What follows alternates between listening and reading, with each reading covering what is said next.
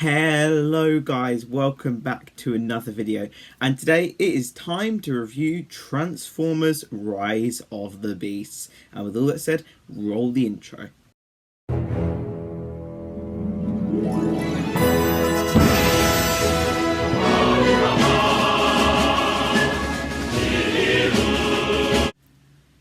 So, I've done some Transformers rankings in the past, and I've been so up and down with them. Some of them I really enjoy, like Bumblebee and the original Transformers, and then some like The Last Knight and Revenge of the Fallen I just don't really like. I have very little positive stuff to say about them. And then Rise of the Beast was announced, and I kind of went into it with all the trailers and everything, expecting an average Transformers film. Not sure where it'd land on my list, but I was expecting explosions, fighting, and that really. So, and I gotta say though, I really did actually enjoy this film. I was pretty surprised when I came out of this. I enjoyed this film a lot more than I expected to. So, with that said, let's get started with my review. And let's get it right out of the way. Your enjoyment out of this film is going to depend on how much and what level you are and how much of a fan you are of the Michael Bay films. If you absolutely love the long, 3 hour almost, really long, crazy CGI Transformers films like Last Knight and Age of Extinction, this film's probably not for you. But if you are a fan of more Bumblebee and the slightly smaller scale Transformers films, this one is probably for you. And I gotta say, I just really had a lot of fun with this film. I think this is one of my favourite out of the whole franchise, really. I was just really, really impressed. And I don't even know where to start with this, because I'm just so surprised. Like, I'm just like... But, you know, this is a direct sequel to Bumblebee, and it does mention Bumblebee a little bit, the original film and everything, and obviously Bumblebee is in this film. And right out of the gate of this film, it addresses the object which the characters are after, why they want it, how it's going to affect our human characters and our Transformers, to which you're already invested and you already want to see more of it. And I really like how they opened this film, how they laid the ground, they knew what they were doing, and I was really, really happy with that. They completely nailed the opening really, really well. And the CGI is on point. It looks really good, but unlike the Michael Bay films, you can actually tell what's going on for once. It doesn't just look like a bunch of rusty old metal flying around the place and everything. It actually... you can tell what's going on. You can see the characters. It doesn't look like a bunch of rubbish. And it's not just all explosions or crazy stuff. Like, they have actual character development. For example, Optimus Prime is given his own character arc in this film. And maybe when you first meet his character in this film, you might not be the biggest fan of him because he's just a little bit off in some forms. But then you learn why he's acting the way he is, why he is this character, and how is he going to develop being a leader. Is done really, really well.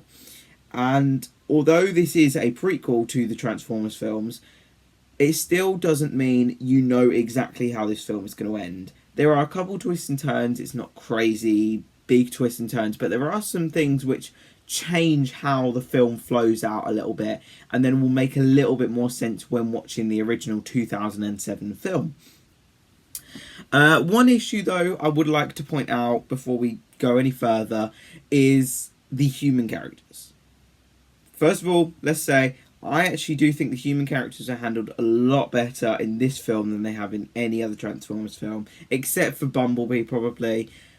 But I would argue that the human characters get way too much screen time. I'm perfectly fine with the human characters being there as long as they don't take off runtime of the actual characters which we are here to see. Much of the problem, which I know it's a completely different film, but I said this about Sonic the Hedgehog 2, is that it focuses so much on human characters, and this one does that too. And I think the development and the character arcs which the characters get is really, really good, but Does it take off screen time for the Transformers? Yes, it does. And I was invested in these characters. Like, I felt their emotions. I could connect with them really well, a lot better than I could with Mark Wahlberg's character. I think, was it Cade Yeager or something he was called in Age of Extinction last night? I think that's what he was called, something like that.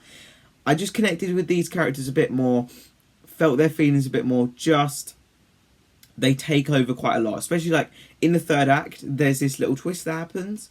I didn't mind it, but it was taking time off the actual Transformers which we're here to see. So I guess it's a little bit of an issue. So it's not going to sit right with everyone. It didn't quite sit right with me, the amount of runtime that they actually got, especially in the first act. Like, there's barely any Transformers in the first like 20 minutes.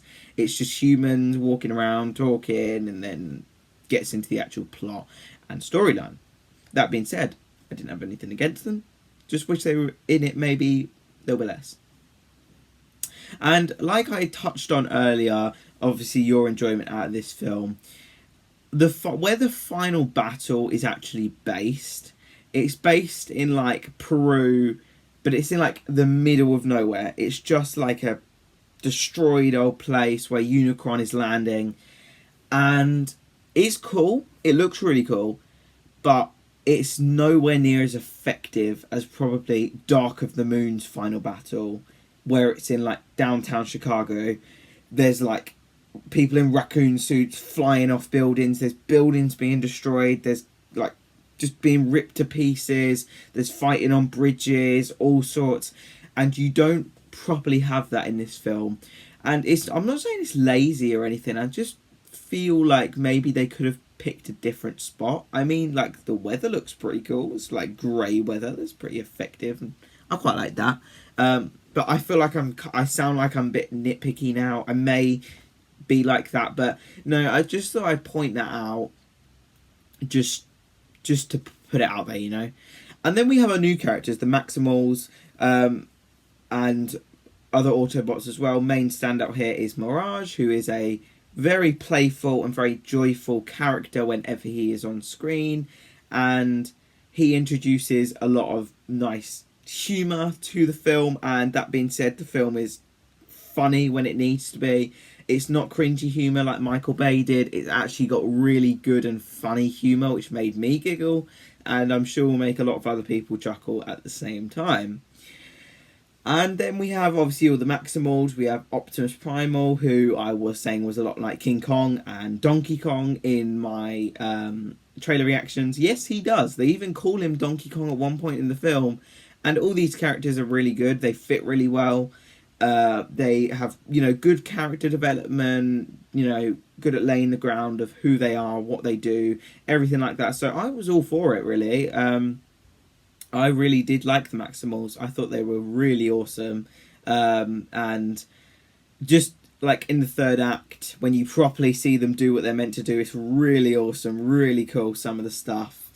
So, all in all, this film paid off for me. I am very happy with how this film turned out. It's not amazing, it's not a masterpiece, but it is great. I really enjoyed it. I was pleasantly surprised in how this film went out, how the story flowed, and all in all, I think this was a really good film. Just to put it in simple terms, I really enjoyed the film. I had so much fun with it. It was just, when it needed to be funny, it was funny. When it needed to be cool action, it had it, and everything like that. And final thing to mention here is that there is one mid-credit scene. It's fine. It's not anything too big. I think it is worth staying for, because I think it's something, it picks up on something which was left at the end of the film. So I definitely do think it is worth staying for, because it's just a answered question which, if you don't see it, you'll probably still be wondering and probably a bit angry that they didn't show it. But yeah, stay for that. Apart from that, that is it. So, with all that said, I'm going to give this film an 8 out of 10, and I'm going to say all Transformers films, go see this film. If you're just an action fan, maybe stream it or rent it or whatnot.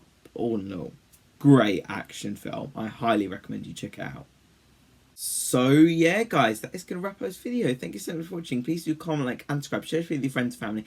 Let me know your thoughts down below on Transformers: The Rise of the Beasts. Did you like it? Did you hate it? Did you love it? Your opinions on the Michael Bay films. I will update my ranking at some point whenever I get the chance. I've been a little bit busy recently, so that's why I haven't been uploading, but I'm trying to get back into the routine now. So yeah, that is all for this video, guys. Thank you so much for watching. See you guys in the next video. Goodbye.